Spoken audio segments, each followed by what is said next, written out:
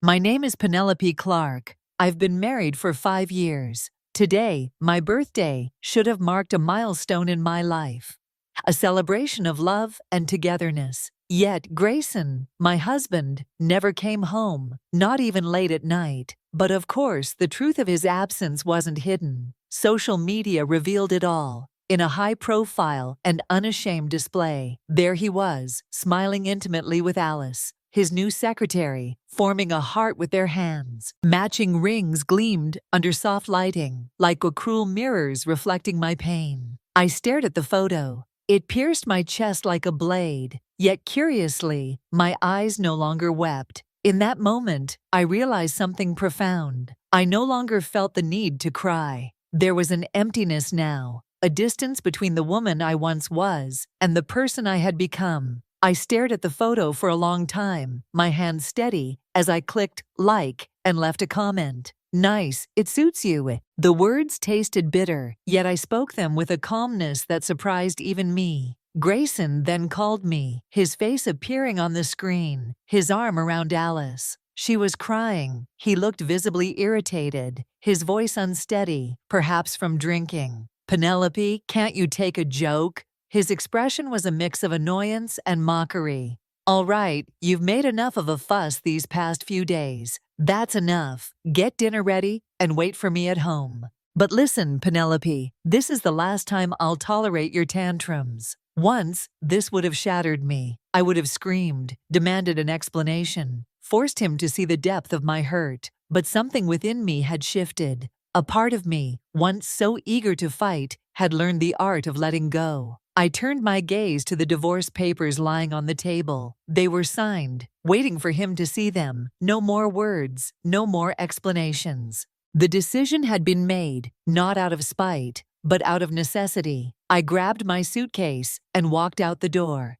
The truth settled deep in my bones. There would be no next time. That night when Grayson finally returned, I had already discarded the leftover birthday cake into the trash. The day that was meant to be special was now just another reminder of broken promises. He entered, wearing the scent of a hotel body wash. I'm starving, Penelope. Where's my dinner? He asked casually, as if nothing had changed. I didn't respond. The silence was thick, almost suffocating, but I wasn't moved by his presence. I silently cleared the table, not bothering to look up.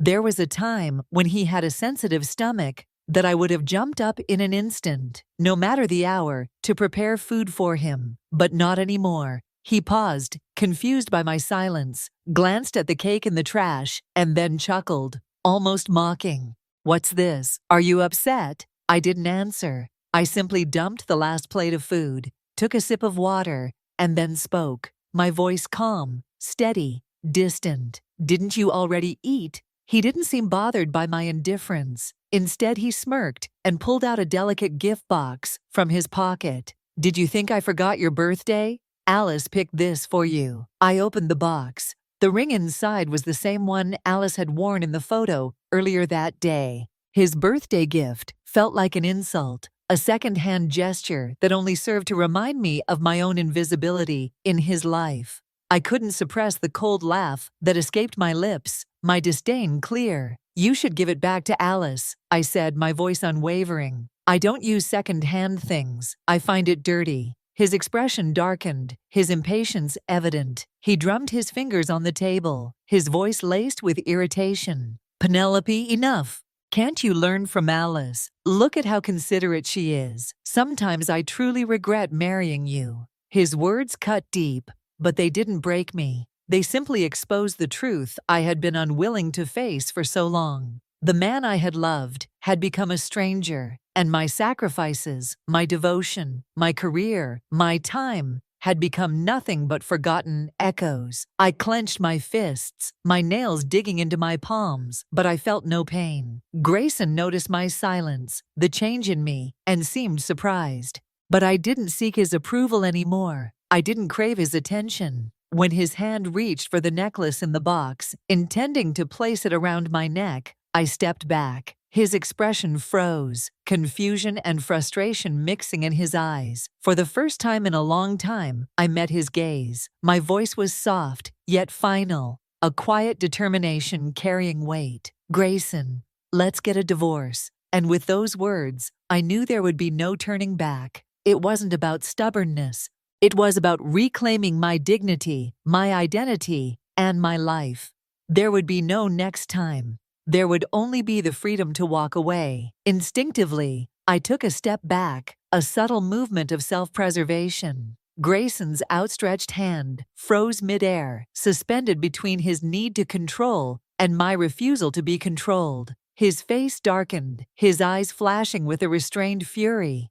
"Penelope, are you testing my patience?" His voice, now low and filled with barely contained rage, reverberated through the space. "Do you really think I won't divorce you?" The room became silent, the kind of silence that presses on your chest, suffocating and heavy. I gazed at him, the man whose face I had once known so well, now a stranger. The anger, the frustration, the disappointment, it all blended into a potent cocktail of exhaustion. After what seemed like an eternity, I spoke, my voice calm, untouched by emotion. "Then let's get a divorce." His pupils contracted slightly, his face flickering between disbelief and a strange kind of disbelief that I wasn't begging him for mercy. His fingers trembled, and the necklace he had been holding slipped from his grasp, falling to the floor with a sharp, almost cathartic sound. His irritation mounted.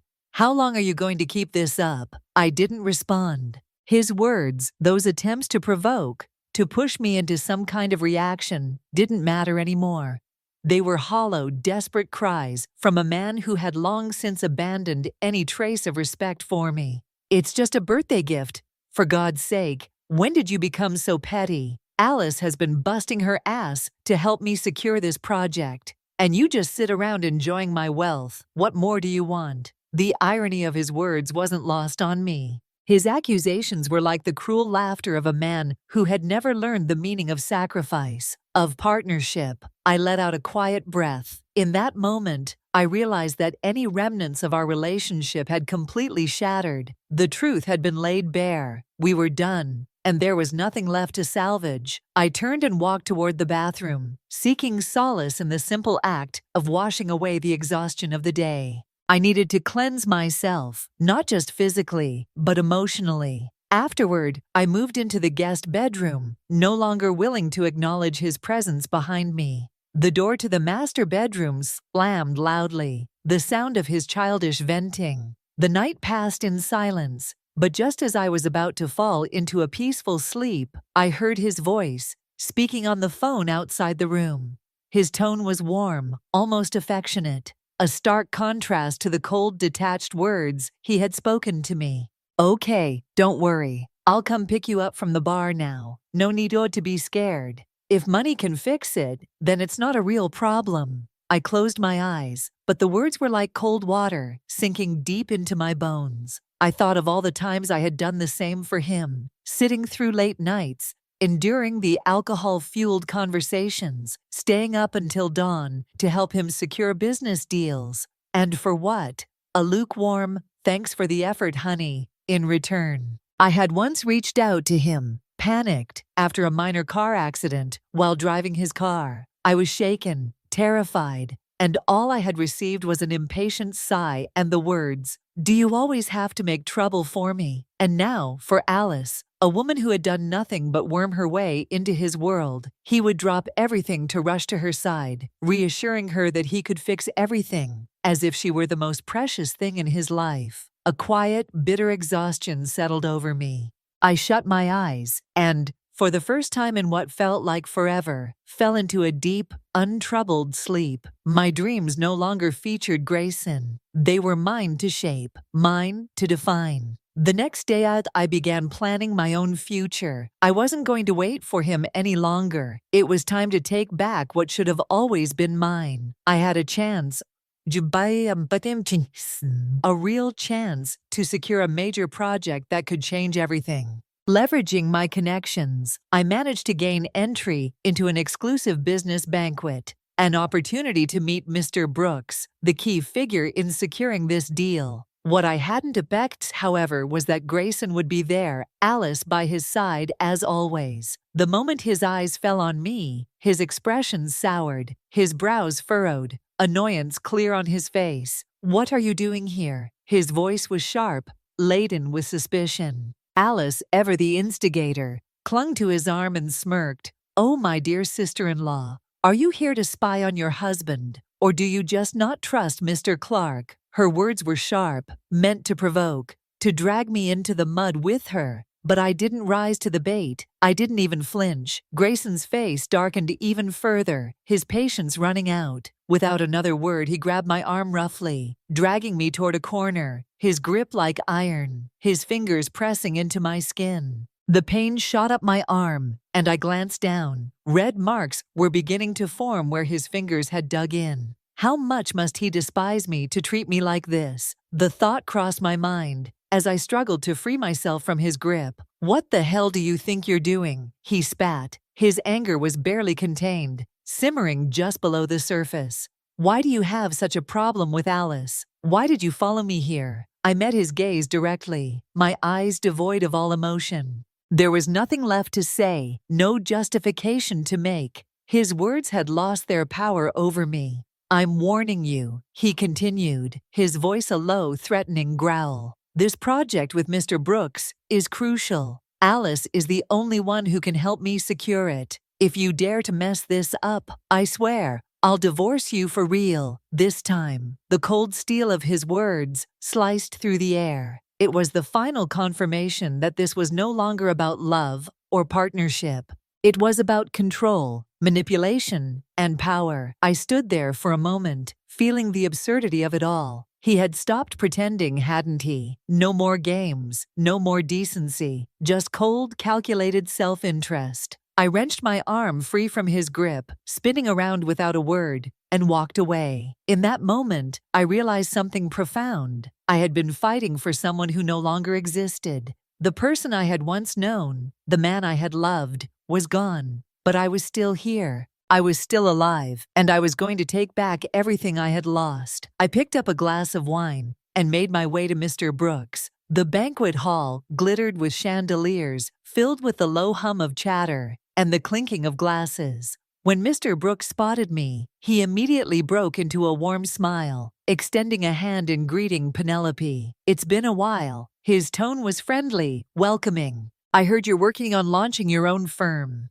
I returned his handshake with a composed smile. "Yes, I am. And I'd love the opportunity to collaborate with you." From across the room, I could feel Grayson's searing gaze on me, his expression unreadable. Alice, standing beside him, sneered, as if convinced I would fail. But what neither of them knew was that I was never the type to stay defeated. Everything that was rightfully mine, I was going to take back. I was wondering what happened to that relentless young woman from before I even felt a bit sorry for her disappearance. Come on, have a drink." Seeing Mr. Brooks chatting so happily with me, both Grayson and Alice were stunned. The next morning, I received a call from Mr. Brooks' secretary. He had decided to collaborate with me on the project. My excitement barely lasted 3 seconds before my phone rang again. "Penelope, what the hell? I heard Mr. Brooks gave you the project. Where are you?" Grayson's aggressive tone made me uncomfortable, but I knew it was time to have a real conversation with him. "Penelope, isn't it enough that I provide for you?" His voice dropped, filled with condescension. "You are over 30, and you are still chasing this ridiculous dream of starting a business. What do you think you can achieve with that?" "That's none of your business," I replied coldly. "Once I'm done with this, we'll find a time to talk properly. I'm giving you 2 days. Shut down that ridiculous little studio of yours, or you'll regret it." Grayson roared on the other end of the line, clearly infuriated. But what could he really do to make me regret it? Use divorce as a threat. Again, I ignored his words and worked late into the evening. It was nearly 9 when I finally headed home. I hadn't found a new place yet, so I had no choice but to stay here for now. The moment I opened the door, the rich aroma of food filled the air. "You're home," Grayson said with a smile, setting a bowl of fish soup on the table. "I was waiting for you to have dinner for a second." I was dumbfounded. In all our years of marriage, this was the first time he had cooked. But before I could react, I saw Alice walk out of the bathroom wearing my clothes. "Sis-in-law, you're back," she chirped, slipping effortlessly into a seat at the dining table. "Mr. Clark made all these dishes for you. He worked so hard, I almost felt bad for him." Her tone was sweet, but her smile was full of mischief. I glanced at the table, then at the two of them sitting together. A wave of nausea rolled through me. "You two enjoy, I'm not hungry." Alice immediately put on a hurt expression, turning to Grayson with big, pitiful eyes. "Mr. Clark, does sis-in-law hate me? Maybe I should leave." She barely took 2 steps before pain exploded across my back. A bowl had been thrown at me. Grayson's face was red with anger, his chest rising and falling heavily. "Penelope, I've put up with you long enough," he snapped. "I worked hard to make all this food for you, and you don't even appreciate it. You just keep giving me attitude. Alice hasn't done anything to you. Apologize to her or what?" His voice dropped lower. "Or I'll divorce you right now." I stood there for a long moment before finally turning to look at him. "Did you forget I'm allergic to seafood?" Grayson froze, a flicker of guilt flashing through his eyes. Alice, however, laughed lightly. "Oh, come on. It's not that serious. I love seafood, sis-in-law. Whether you are actually allergic or not, Mr. Clark made this meal for you. The least you could do is say thank you." She tilted her head, voice dripping with mock concern. "You are acting so cold. Poor Mr. Clark must be heartbroken." I let out a soft chuckle, but it was anything but amused. Since Assistant Bai loves it so much, she can have it all. With that, I turned and walked away. Alice opened her mouth to say something. Grayson cut her off. "We'll eat. Let her be. She's being too dramatic." Standing in front of the mirror, I peeled my shirt off and saw the raw red wound on my back from outside. The sound of their laughter drifted through the door, loud, deliberate, meant for me to hear. I took a deep breath, then stepped into the shower, letting the hot water wash away the sting of the injury. After dressing the wound, I was about to go to bed when the door creaked open. Grayson walked in, his breath carried the faint scent of alcohol. And his gaze was hazy. He stepped closer, suddenly pulling me into his arms. His intent was leer in his eyes. "Today was my mistake. I completely forgot that you are allergic to seafood." Grayson stood in front of me, his brows slightly furrowed, his voice carrying a hint of frustration, masked as explanation. "Alice said seafood was delicious, so I thought you'd like it too." I ignored him, continuing to clear the plates. But he wasn't done. "I already sent Alice home," he added, watching me carefully. "She's such a nice girl. Why do you always have to be so hostile toward her?" Then came the real blow. "Just hand over the Mr. Brooks project to me. Shut down that little studio of yours. Staying at home would be so much better for you once upon a time." Those words would have worked like magic. If he had coaxed me just a little, I would have given in instantly. I would have handed over everything, abandoned my ambitions, and obediently stayed home cooking and cleaning for him, ignoring the cold indifference in his eyes when he accused me of being spineless. And I never questioned it. Never once did I feel exhausted or think it was wrong. But what had all my sacrifices brought me? I had the capability, the talent, yet I had spent years paving the way for someone else. And now did he even have the slightest bit of gratitude for me? I stood up and shoved him aside. Grayson stumbled back, landing on the floor, his face frozen in disbelief. A flicker of anger sparked in his eyes as he sat there stunned. "Penelope, don't push me. Can't you see? I'm trying to make it up to you. Get out," I said, my voice calm, detached. "I'm going to sleep." His expression darkened. "I'm warning you, if you don't take this chance, there won't be another. I don't need one. And I'd appreciate it if you stopped disturbing my rest." I grabbed his wrist, yanked him up, and shoved him out the door. Before he could react, I slammed it shut and turned the lock. A loud kick landed against the door, followed by the sound of him making a call. A few minutes later, he was gone. That night, Grayson flew abroad with Alice for a supposed business trip. I saw her social media post her in a revealing swimsuit, Grayson holding her from behind, their bodies pressed tightly together. I liked the post. She deleted it almost immediately. Then my phone rang. Grayson's voice carried that mocking drawl, though there was something unsteady in it. Had enough fun throwing your tantrum. I knew you'd be jealous of Alice. But Penelope, this is the last time I'm indulging your childish behavior. There won't be a next time. He took a breath, a slight hitch in his voice. When I get back, we'll talk. Then the call ended. I chuckled softly. There was no need for him to indulge me anymore. By the time he returned, I would be long gone. The divorce papers were already signed and placed in the most conspicuous spot on the table. I couldn't wait to see his reaction. The next 4 months were relentless. I worked tirelessly, taking on every project I could find, pushing myself to the limit. Long days turned into longer nights, and exhaustion NWD at me until my body finally gave in. Meanwhile, Grayson had been on a business trip, but in reality, he had been partying nonstop for a month. Fresh out of the hospital, I clutched a bag of medicine, my face pale as I tried to hail a cab. That was when a white Maybach pulled up in front of me.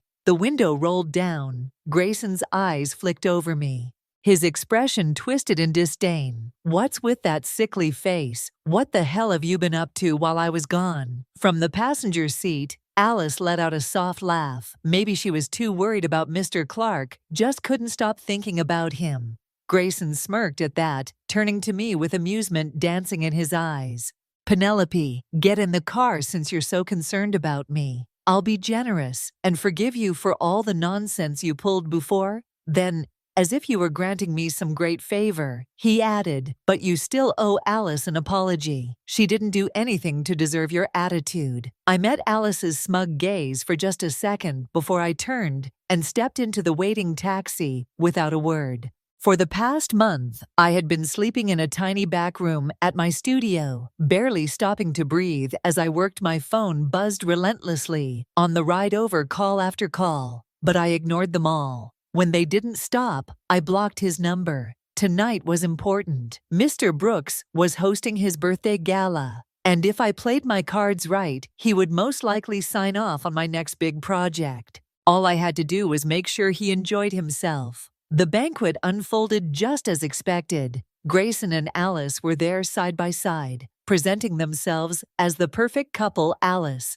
in a form-fitting gown that accentuated every curve, moved with effortless grace, her delicate hand wrapped around Grayson's arm, and Grayson. He was dressed in the custom-made suit I had bought for him, standing tall, polished, and every bit the refined gentleman. I couldn't help but be transported back in time. There was a time when we had nothing, when we lived in a cramped basement apartment, sharing instant noodles for dinner. I still remember the way Grayson had pointed at a glossy magazine, his eyes lighting up as he admired an elegant suit. One day he had promised, "I'll buy 10 of those," and when we finally earned our first real income, I didn't hesitate. I bought him that very suit, wanting nothing more than to see him step into his dreams with confidence. Now, as he stood before me, his success radiating from every fiber of that expensive fabric, I felt like a ghost haunting the edges of my own life. The stark contrast between us made my pale complexion seem even more lifeless. Grayson finally noticed me, as with Alice still clinging to his arm. He approached, his brows knitting together as he took in my appearance. "What's wrong with you? You look worse every time I see you. And didn't I tell you to shut down that studio? Why can't you just let me take care of you for a brief moment?" I heard something unusual in his voice. Was it worry before I could process it? Alice chimed in, her voice carrying that calculated sweetness, laced with just the right amount of condescension. "Oh, is my sister-in-law planning to start her own business? But I heard you've always been a full-time housewife. Do you even know how to run a business? If not, I'd be happy to teach you." Then with a carefully placed sigh she added, "I just hope you won't keep ignoring Mr. Clark's calls. If you have a problem, take it out on me. Instead, he's been really worried about you." You know, her words worked instantly. Whatever concern had momentarily flickered in Grayson's eyes vanished, replaced by a cold, dismissive sneer. Why are you even explaining so much to her? If she's so capable, why does she keep needing help from others?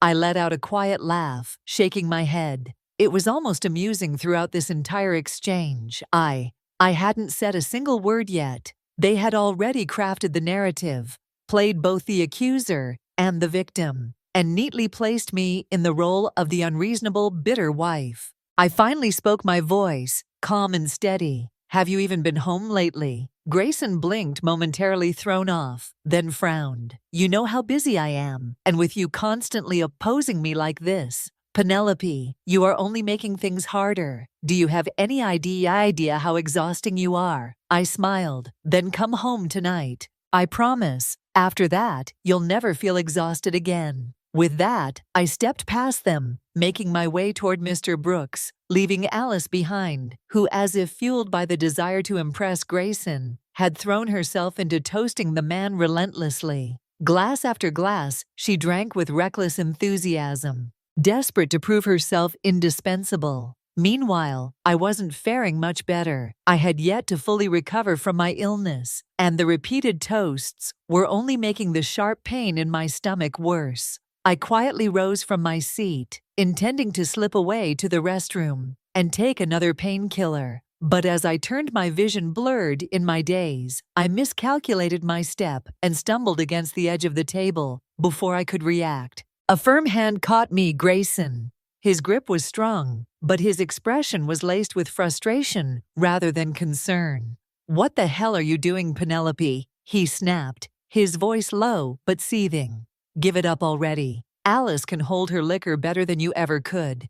You won't outdrink her, and I need to land this deal no matter what. His words barely registered. The world was spinning too fast, my stomach twisting violently. And then, just as suddenly, warmth rose up my throat. I coughed, the metallic taste of blood flooding my mouth before I crumpled to the ground. The last thing I saw before losing consciousness was Grayson's face, his eyes wide with panic, his usual composure completely shattered. Would he still worry about me? The Grayson I once knew might have, but the man he had become, I wasn't so sure when I finally opened my eyes. The sterile white walls of a hospital room greeted me. My body felt weak, the air thick with the faint scent of antiseptic. Outside the thin curtain, I could hear voices.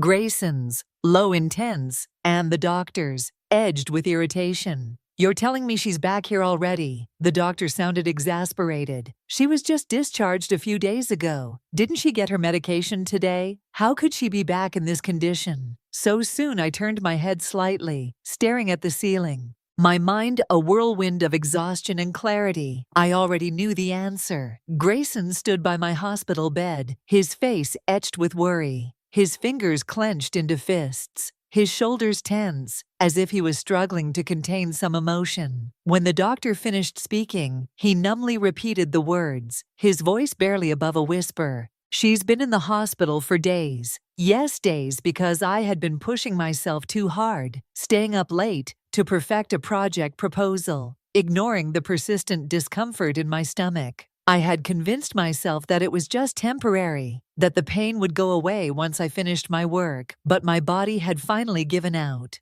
I had collapsed in my office. It was one of my employees who found me panicked and frantic and rushed me to the hospital. The doctors said that if I had arrived any later, they would have had to remove part of my stomach. And where was Grayson at that time? He was on a trip with his assistant Alice. The doctor, satisfied that I was stable, left the room, and a heavy silence fell between us. I turned my head toward the window, refusing to meet his gaze outside. The city lights flickered against the night sky, distant and indifferent. Grayson stood beside me, his expression a mix of guilt and distress, his hands restless at his sides. Why didn't you tell me? He asked, his voice low, strained. Penelope, you didn't have to go this far. Were you trying to punish me to make me feel guilty? Even now, even after everything, he was still blaming me. I slowly turned my head, exhaustion weighing down my voice. Weren't you busy with your business trip?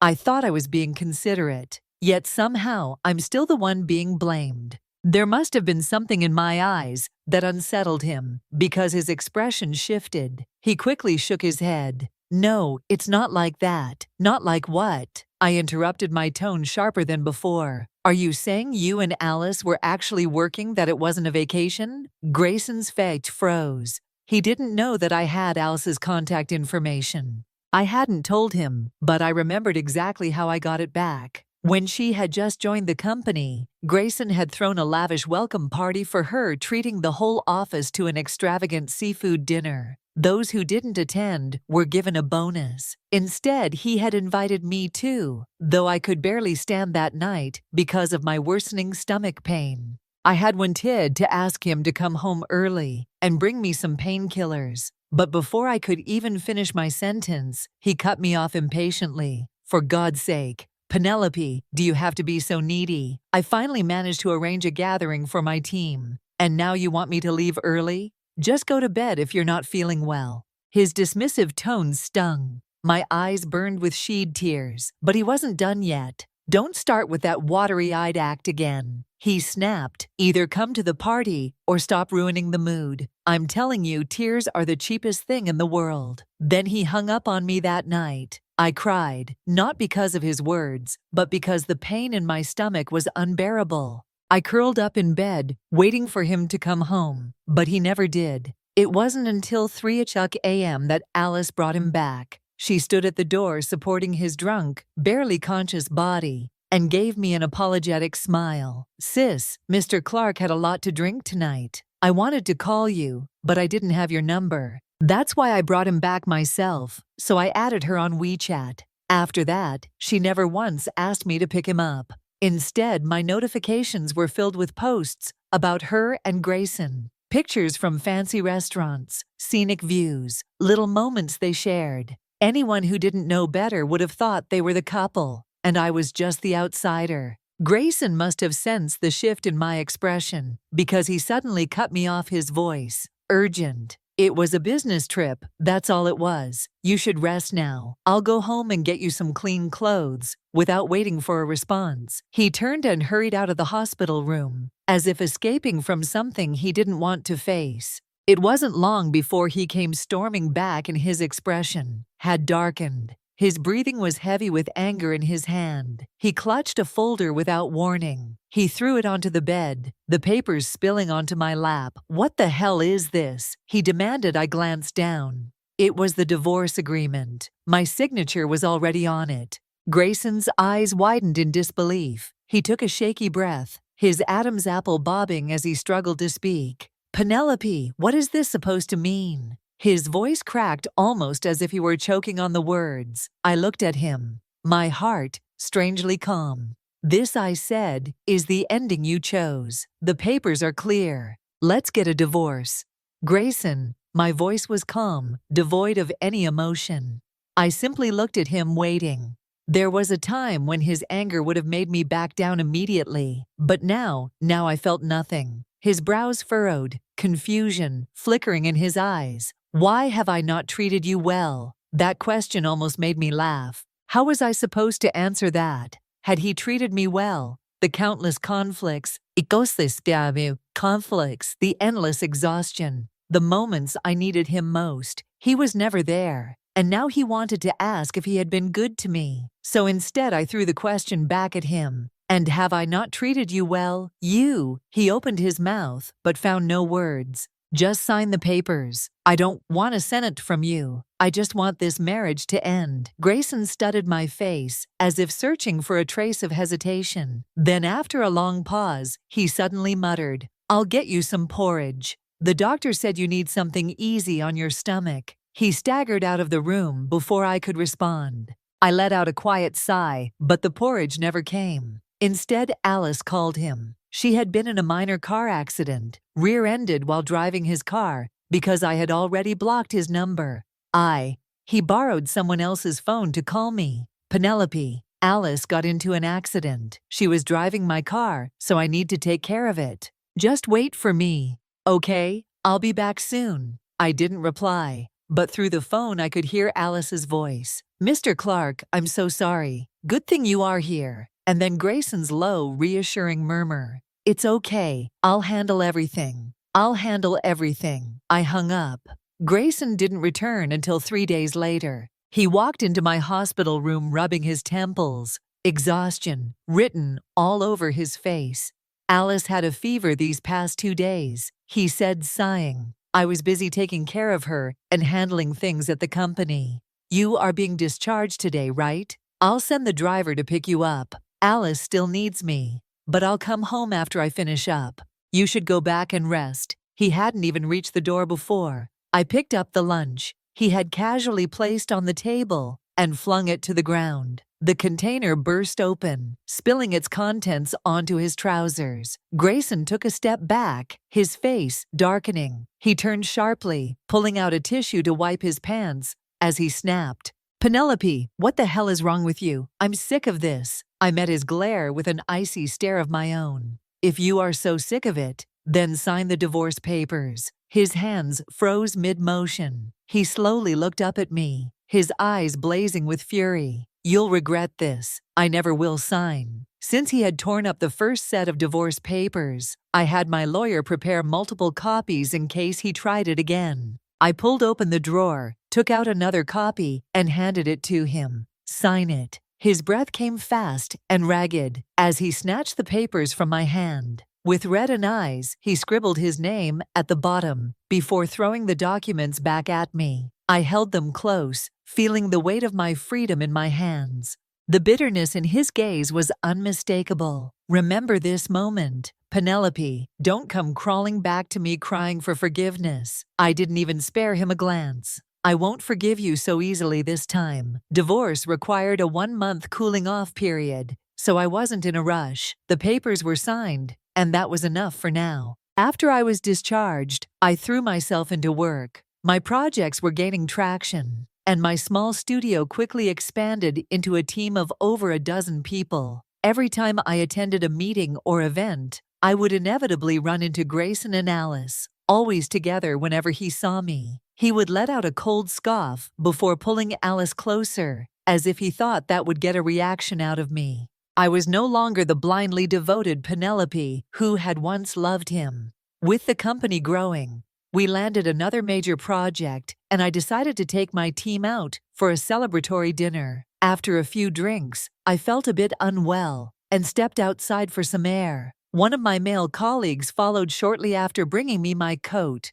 That's when I heard the familiar saccharine voice behind me. "Oh, my former sister-in-law," Alice said with a playful smile. Her eyes glinting with mischief. Moved on already. That was fast. Grayson's face darkened, his gaze turning ice cold as he locked onto the hand, resting casually on my shoulder. His voice was low-edged, with barely contained fury. "Penelope, what the hell is this supposed to mean?" I quickly shrugged off my female colleague's hand and took a step toward the private room, wanting to avoid unnecessary conflict. But before I could slip away, Grayson suddenly shook off Alice's grip and stormed forward without a second thought. He swung his fist, landing a brutal punch on my male colleague's face. "You bastard! How dare you try to seduce my wife?" The force of his punch sent my colleague staggering back, clutching his jaw in shock. The entire room fell silent. I had reached my limit. I shoved Grace in a way, unable to hold back my frustration, but I underestimated my own strength. He stumbled back and fell to the ground.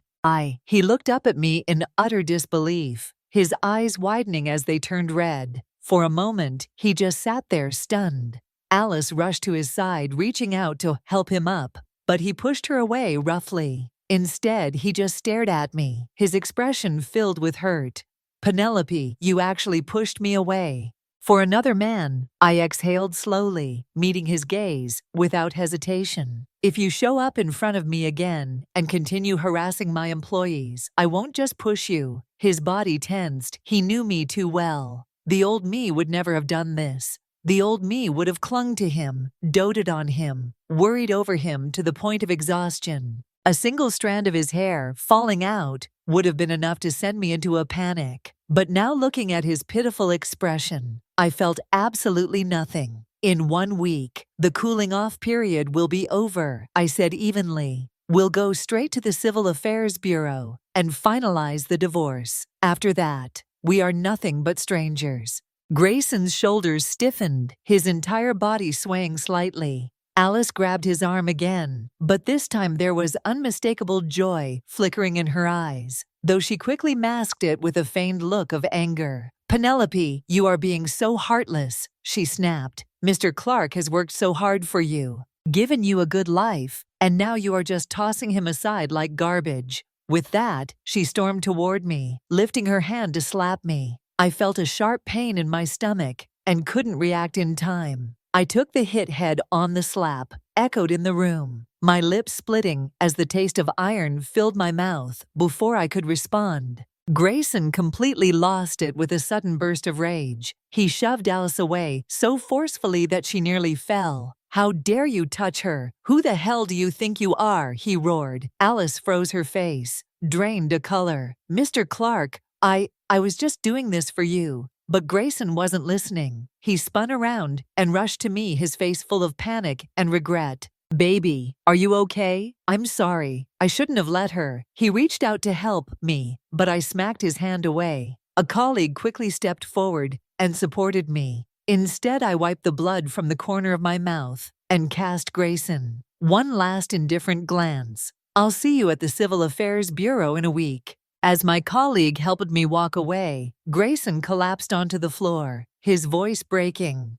"Baby, I was wrong. Please." A week passed. In the blink of an eye that morning, I arrived at our apartment complex early, waiting by the entrance. Time ticked by, and eventually, a familiar luxury car pulled up. Grayson stepped out wearing dark sunglasses that concealed his expression. We drove in silence at a red light. He finally turned to me and removed his sunglasses. His eyes were bloodshot, the red veins stretching across his pupils like cracks in glass. "You are really going through with this?" His voice was hoarse. "Yes." I didn't hesitate. He inhaled sharply, his grip tightening around the steering wheel. The pain in his expression was unmistakable. For the first time in a long while, I hesitated seeing him like this. I didn't know why, but my hand instinctively reached out, brushing against his hair. He froze, his breath hitched his lips, parting slightly, as if he wanted to say something.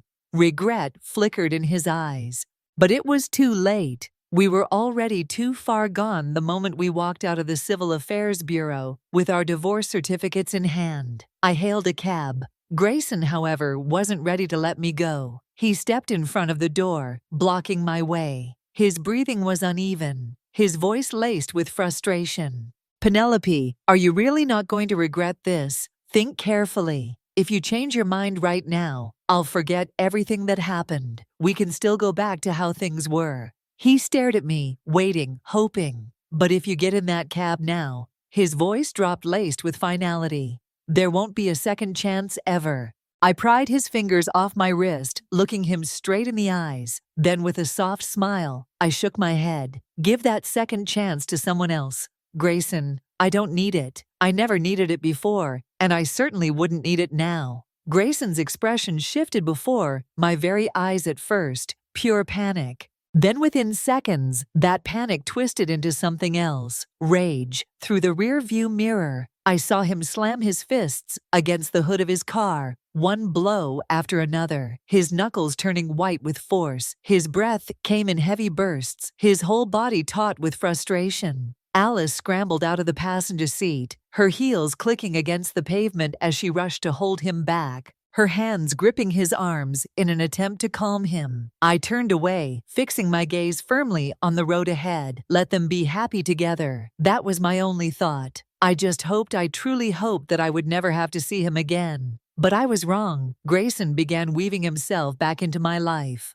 appearing at the most unexpected moments, as if he had made it his personal mission to reclaim the space he had once occupied. He became the reflection of who I used to be. Persistent, attentive, desperate. Suddenly he cared. He remembered the little details. He went out of his way to hold doors open, to check in on me, to bring coffee. He once scoffed at as unnecessary. And yet, every time I saw him like this, A suffocating weight settled in my chest because I knew this version of him. I had lived it. I had been the one exhausting myself, stretching my heart thin, clinging on to the hope that he would one day turn around and see me. And now watching him mirror my old self, I realized how painfully cruel it was, not just for me, but for whoever had to endure the chase. I was tired, truly, deeply tired. One morning, just as I was leaving for a business meeting, a sleek black car pulled up in front of me, effectively blocking my way. The passenger seat was empty.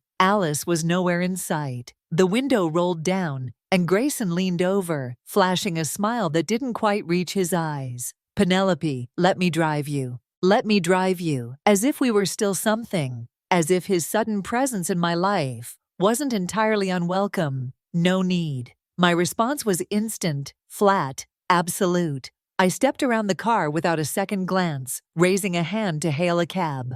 Within seconds, one pulled up, and I slid inside, shutting the door firmly behind me. For a brief moment, our gazes met through the windshield. His hands were gripping the steering wheel, knuckles white against the leather. I didn't stay to see if he followed yet. When I arrived at my destination there, he was leaning casually against the entrance, arms crossed waiting. Frustration churned in my chest.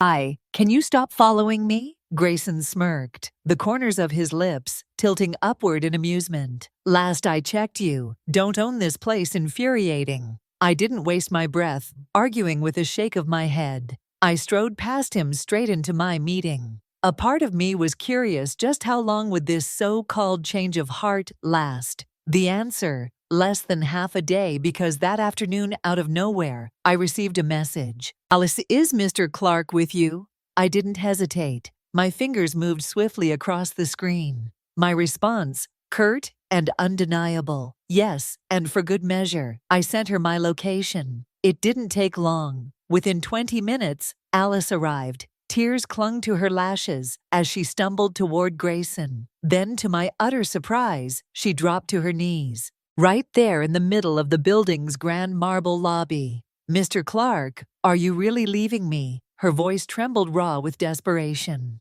I had just finished finalizing a contract with Mr. Norton, and we were about to leave for dinner when the scene unfolded before us. People slowed their steps. Whispers began circulating. Alice kneeling, Grayson, frozen, an audience forming the moment Grayson saw me. He jolted it upright, shoving his chair back with a loud scrape. Panic flickered in his eyes. His attention tore away from Alice as he strode toward me, his entire demeanor shifting, his shoulders rigid, his hands clenched into fists, his expression dangerously close to pleading. "Alice, there was never anything between us," he declared hastily. "You're fired." He had underestimated her. Alice was never the type to go down quietly. With trembling hands, she reached into her purse, pulled out a thick stack of photographs, and in one swift motion, tossed them into the air. They scattered like autumn leaves, floating, twisting,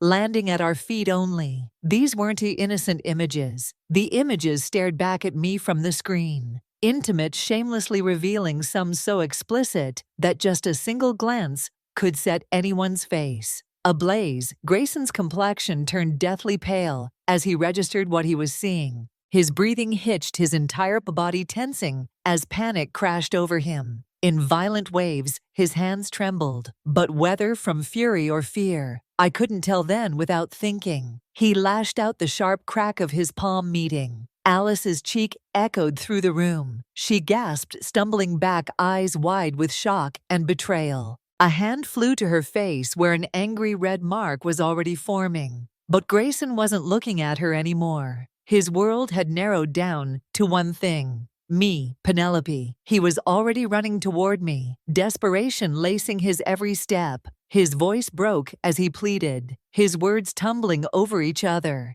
"Listen to me. Those pictures, they're fake, AI generated. I swear I had nothing to do with her. You have to believe me." I felt Mr. Norton's gaze flicker toward me, curiosity barely masked behind his composed expression. A small sigh slipped past my lips, almost amused. Then I turned to him with a polite, unwavering smile.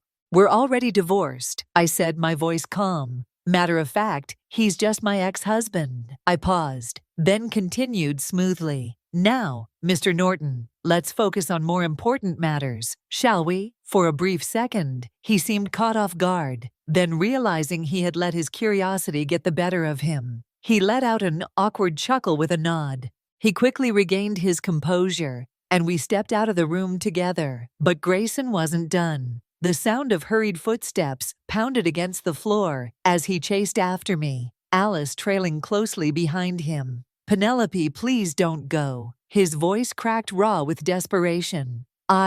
He wasn't just asking, he was begging Penelope. I came to a stop for a moment. The world around us stilled the air between us, thick and heavy with unspoken words, with all the ghosts of our past that refused to fade. But I didn't turn around. "Let's end this with dignity." "Grayson," I said quietly, my voice carrying the finality of a closing door. "Dragging it out any further will only make it uglier." And then, without looking back, I walked away behind me. I heard Alice grab his arm, stopping him from following. It wasn't long before the internet exploded with rumors. Everywhere I looked, there were whispers, speculations, scandalous headlines, plastered across social media. The director of Clark's company had cheated on his wife, with his secretary, only to turn around and beg to remarry her after she left him with nothing. I ignored the gossip. I had neither the money nor the desire to suppress the trending searches. And because I did nothing, the public's curiosity only grew. People dug deeper, unearthing every detail, exposing every hidden truth. Soon, the whole world knew. They talked about how Grayson and I had built the company from the ground up, how I had sacrificed everything. My time, my career,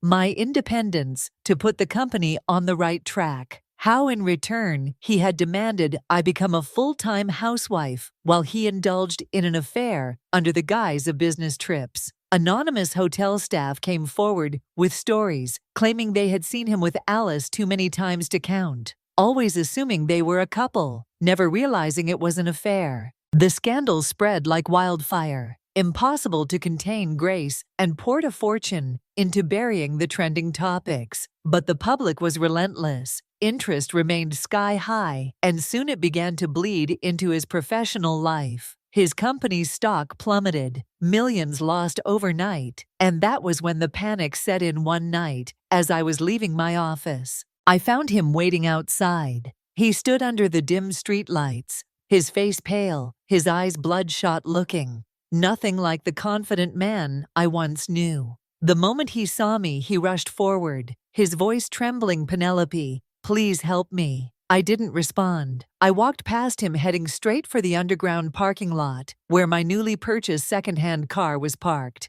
Just as I was about to open the door, he suddenly threw himself in front of the vehicle, kneeling on the cold concrete. I let out a long sigh, my patience wearing thin. "Move." I said. He didn't budge his hands, gripped my legs tightly, his voice cracking as he begged, "Wife, I'm begging you, come with me to a press conference. Just help me clear this up. Tell them it was you who cheated, that I only did this to get back at you." "Okay," his breath hitched. "Tell them you don't love me anymore, that I wanted a divorce, but you refused. Please, Penelope, please."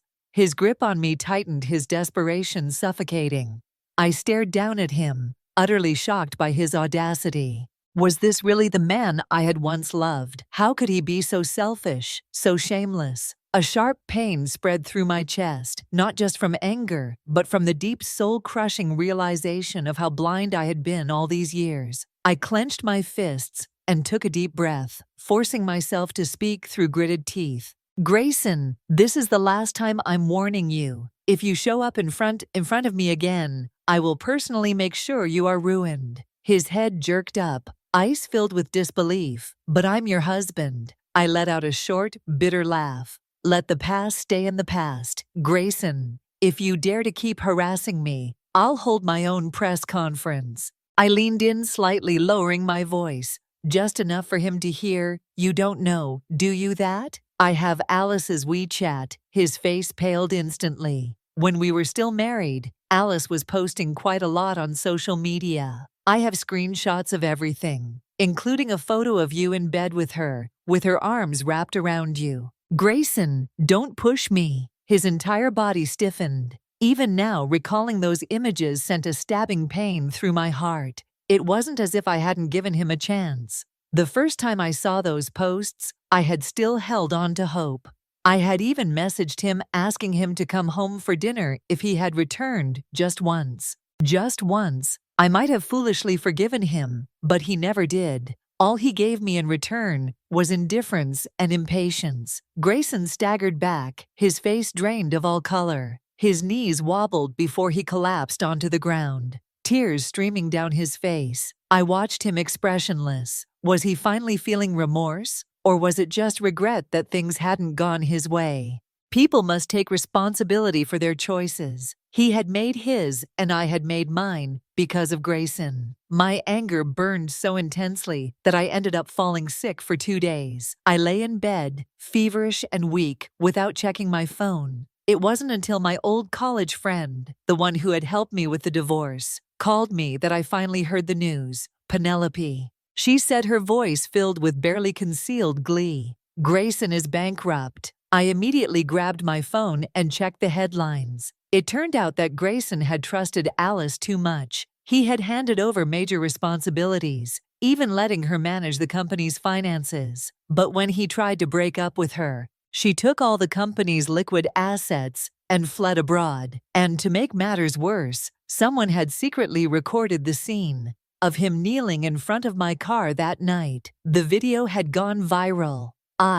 Grayson was utterly condemned by the entire nation. Public opinion had turned against him, and not a single person spoke. In his defense, everyone sympathized with me, showering me with support, while he seemed to vanish from the face of the earth. I kept my head down, silently tidying up the table. My phone had been ringing off the hook, but I no longer had the energy to answer. Thinking back now, most of those calls were probably from Grayson. I shook my head, unwilling to waste another thought on him just like that. 5 years passed. During those years, my company flourished, growing stronger with each passing day. On the day we finally went public, my boyfriend of 2 years proposed to me, overwhelmed with emotion. I couldn't hold back my tears. The wedding was grand, a magnificent event filled with laughter and joy.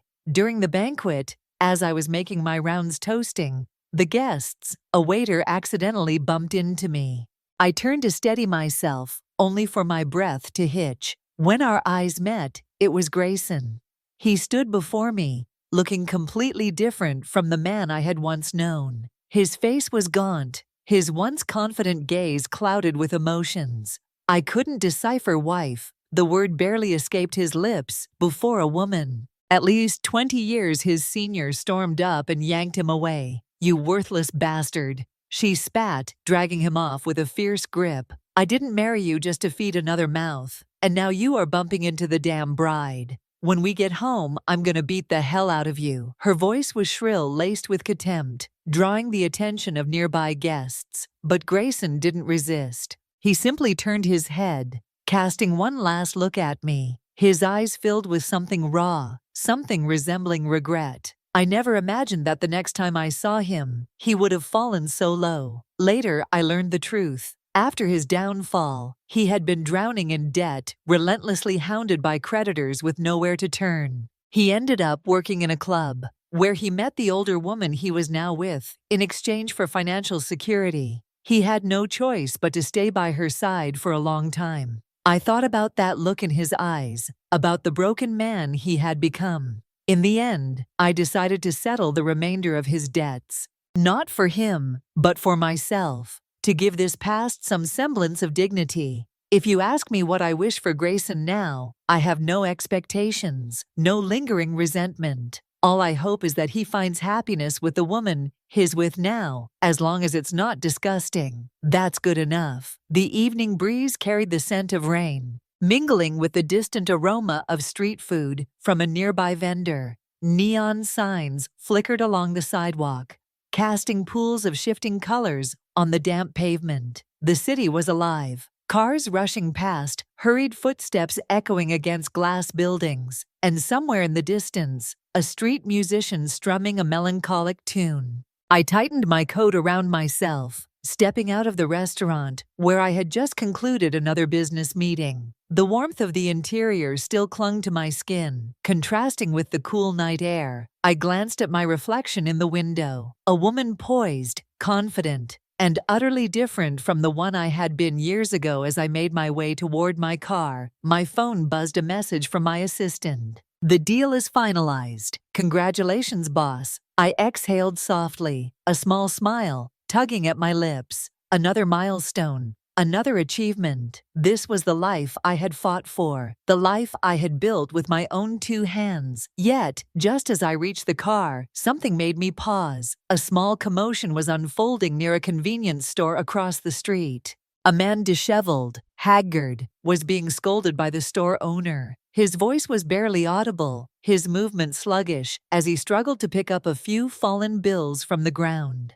The scene was one of quiet desperation, unnoticed by most of the bustling crowd. I didn't need to get involved. I could have driven away and forgotten the sight entirely, but for some reason my feet remained rooted to the ground. The city lights shimmered around me, and in that moment, I felt the weight of the years that had passed, the late nights spent poring over contracts, the endless negotiations, the battles I had fought alone, and the victories I had earned without anyone's help. I had made it. The past, with all its betrayals and disappointments, no longer had any hold over me. A gust of wind swept through the streets, carrying the scent of rain-soaked pavement and the distant murmur of the city. I pulled my coat tighter, straightened my posture, and walked forward without hesitation, without looking back. The past belonged where it was, and I had a future waiting ahead. Thank you for watching today's story. If you enjoyed this video, please give it a thumbs up and share it with your friends. We'd love to hear your thoughts in the comments below,